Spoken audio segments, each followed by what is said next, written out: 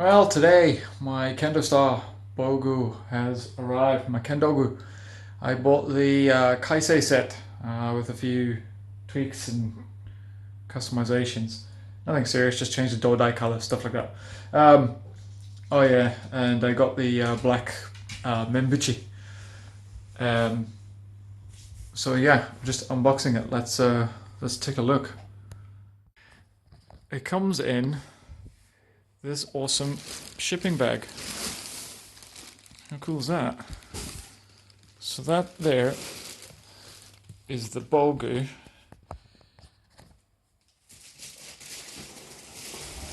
And there's the case that I bought for it. So let's move a few things around. Alright, let's check it out.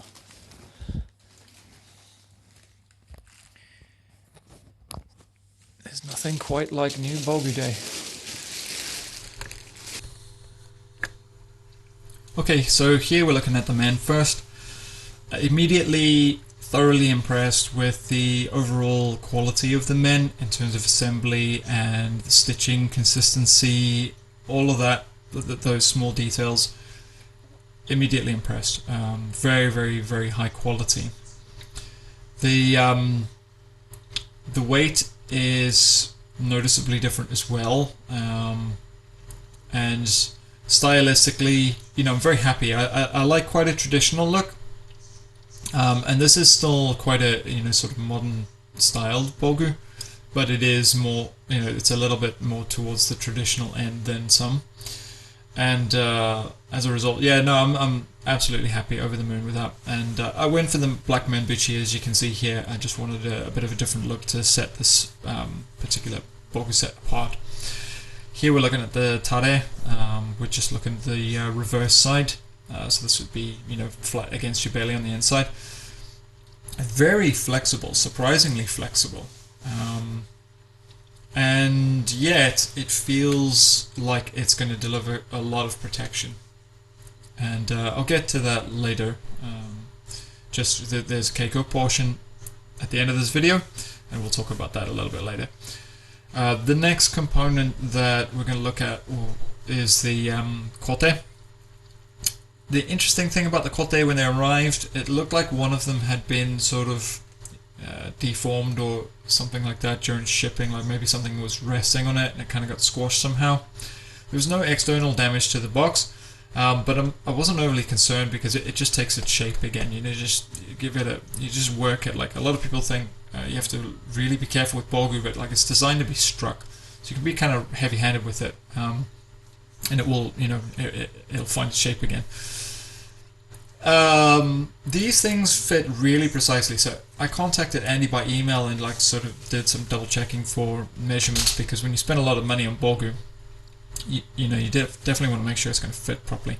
And these things fit really, really precisely. And they're new Bogu, new kote, so obviously they're a bit stiff. That's to be expected.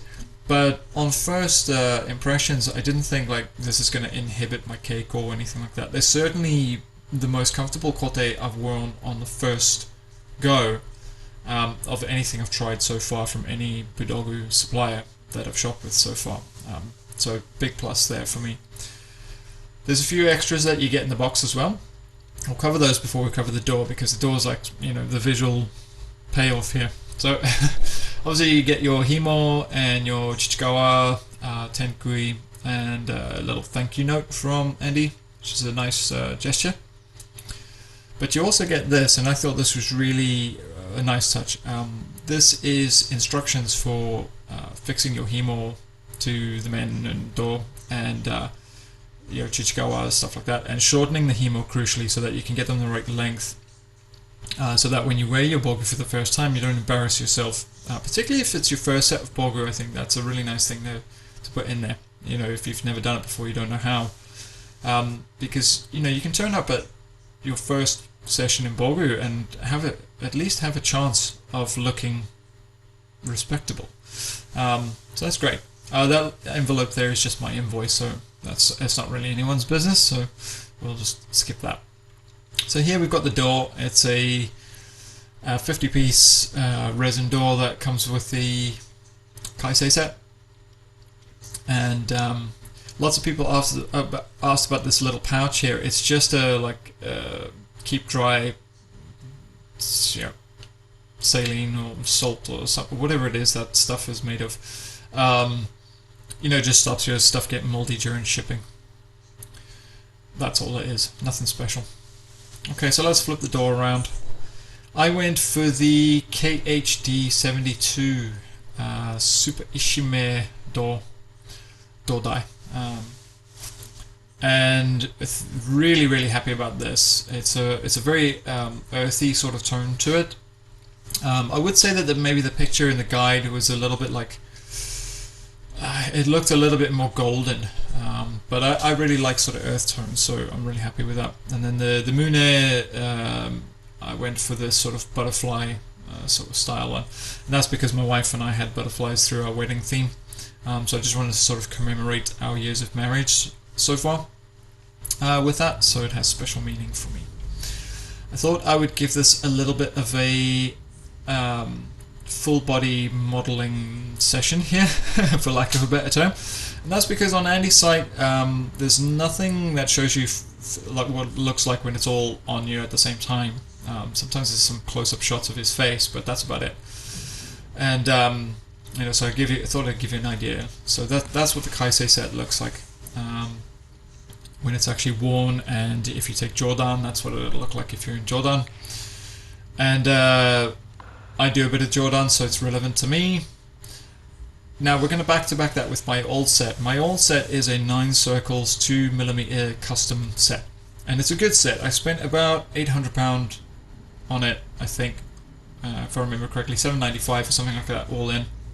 So this is it, and you should notice immediately that the mendare are a bit longer, and this is one of the things I wanted to change when I bought my Kaisei set, because I'm quite a small framed guy, and I thought that always thought the mendare looked a little bit too big for me.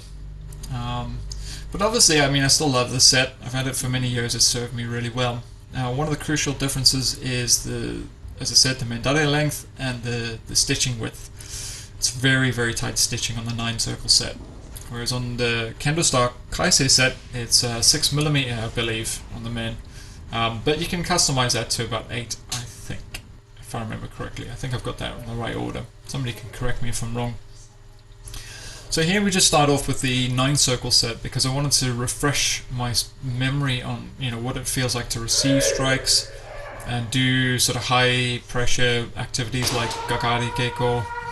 And then obviously do a bit of G-Keiko, so that when I did a comparison with the Kaisei set, I could think about whether or not it influenced performance capability. And I gotta be honest, I'm not one of those people who buys into that sort of thing, like, oh, if you wear this Bogu and use this Shinai, you'll immediately be more competitive. I think it's just your training makes the difference, really, in terms of your preparedness. That's what allows you to stay calm and be in control in the moment, and acquire technique and have the experience to judge opportunities. But anyway, off we went and did a bit of Keiko, and just reminded myself what things felt like in the old set. Now, one of the problems with this is obviously it's got 10 years of Keiko on it, so it's well broken in. Needless to say, so here we are on the Kaisei set now. We've swapped over, and there were some immediate differences that were very noticeable, that I could tell where my money had been spent straight away. So the first thing was in the fit of the men. This is partly service, but it's also just good manufacturing and attention to detail. It fits very precisely. So the men should, a lot of people think you put it on your head. You don't. You put it to your face, to the front of your face. So your chin needs to sit in it well. And this thing fits really well. So super happy with how the overall fit. The next thing was the door. The door is very light. It's noticeably lighter, like chalk and cheese compared to my old door. And I think this is going to help with some of the backache, particularly if I was doing something long like a seminar or something like that, where you may be doing 8 hours of kendo in a day or something like that. I think my back is actually going to thank me for it. The kote were, yeah, a bit stiff on first use, but certainly much more comfortable than any other set I've ever used on first use. And they definitely feel protective. I don't feel like they're lacking in protection in any way, but there's definitely extra performance in them. But it's going to take a couple of uses before I think I unlock their kind of full potential. So one of the concerns for me, I do practice Jordan, and you'll have to forgive my Jordan in this video. It's just here for demonstration purposes. I'm not well established with it yet. I wouldn't consider myself well established. I started around Sandan. I'm currently Yondan. You know, I think it's another 2 years, 2.5 years before I'm eligible for Kodan. But anyway, I do my best, and so I didn't want those big flappy mendare from my old set for when I do take Jordan. So that was one of the reasons I was interested in a more modern styled set. And surprisingly, the mendare were actually kind of heavy on the new Kaisei set. But again, I suspect that's just because of break-in. It's just going to take a bit of time to break in. But yeah, I think the Kaisei set is more protective than you might imagine for a modern Bogu set. That's one of the things that's immediately apparent, and I think that's why it has longer break-in time. And when I say longer break-in time, I mean maybe compared to other modern Kendo sets. Compared to my old set, there is a big difference. Like, one is a $2,000 set and the other one is a £800 set.